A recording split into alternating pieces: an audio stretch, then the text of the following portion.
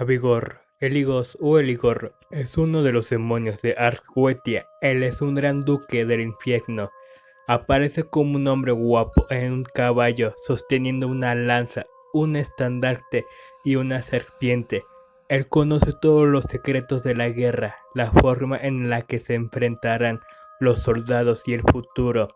Proporciona el afecto de señores y grandes personas. Le enseña a los líderes cómo ganar la lealtad de los soldados. En el infierno comanda 60 legiones de demonios.